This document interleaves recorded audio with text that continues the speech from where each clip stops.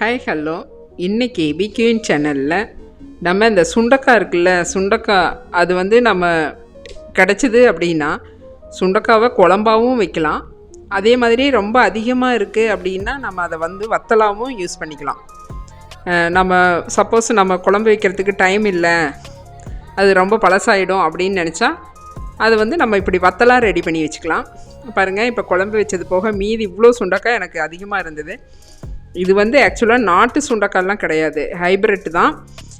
நாட்டு சுண்டக்காயெலாம் இப்போ கிடைக்கிறதே இல்லை. அதை பாருங்கள், அதை கழுவி சுத்தமாக எடுத்துக்கிட்டேன்.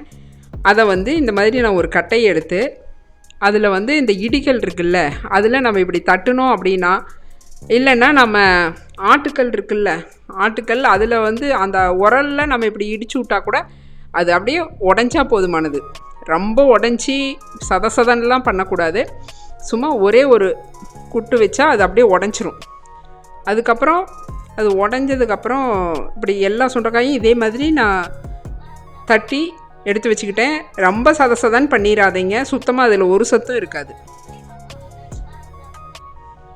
இப்படி ஒரு தட்டு தட்டினாவே போதும், எல்லாம் உடஞ்சிரும். பாருங்கள், நான் தட்டின சுண்டைக்காய் அத்தனையும் பாருங்கள் எடுத்து வச்சுருக்கிறேன் பாருங்கள் பவுலில். அதை ஒரு தண்ணி விட்டு நல்லா அலசிக்கலாம், அந்த விதையெல்லாம் போயிடட்டும்.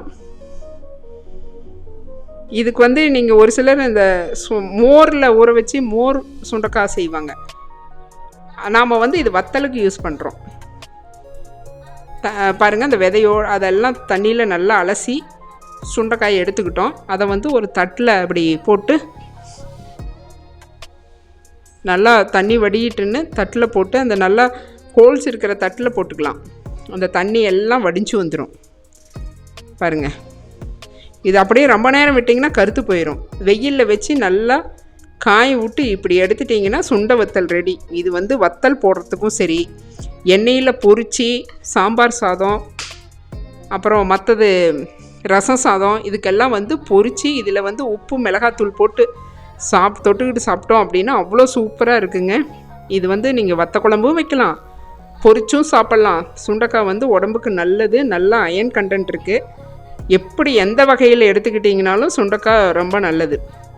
இப்படி ஒரு கண்ணாடி ஜாரில் சேவ் பண்ணி வச்சுக்கிட்டீங்க அப்படின்னா நீங்கள் எப்படி வேணால் யூஸ் பண்ணிக்கலாம். இதே மெத்தடை யூஸ் பண்ணுங்கள்.